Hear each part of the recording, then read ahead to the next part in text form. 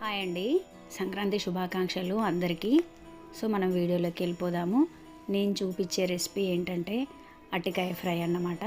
4 అరటికాయలు తీసుకున్నాను. సో అది పీల్ చేసి కట్ చేసి ఫైన్ చాపింగ్ చేసి పక్కన పెట్టేసుకోవాలి ఫస్ట్. ఆ తర్వాత బాండీ పెట్టేసి ఆయిల్, ఆనియన్, పచ్చిమిర్చి, కరివేపాకు, జింజర్ గార్లిక్ పేస్ట్, కొంచెం పసుపు అవన్నీ వేసి ఫ్రై చేసుకున్నాను. సో మగ్గిపోయిన తర్వాత మనం కట్ చేసి పెట్టుకున్నటువంటి అరటికాయలని పోపులో వేసేసేయాలి. 10 మినిట్స్ మంచిగా కలిపి మగ్గి పెట్టాలి. ఆ తర్వాత తగినంత కారము, తగినంత ఉప్పు, ధనియా పౌడరు, 2 టేబుల్ స్పూన్ అంత కొబ్బరి పొడి. సో ఈ విధంగా వేసేసి మగ్గించాలి. మగ్గిపోయిన తర్వాత చక్కగా కలుపుకోవాలి. ఆ తర్వాత టేస్ట్ చూసి మళ్ళీ ఒకసారి తగినంత ఉప్పు చూసుకోవాలి. సో అంతే, సింపుల్. కొత్తిమీర వేసి గార్నిష్ చేయడమే. చపాతీకైనా, సాంబార్కి సైడ్ డిష్ అయినా చాలా బాగుంటుంది. Please subscribe.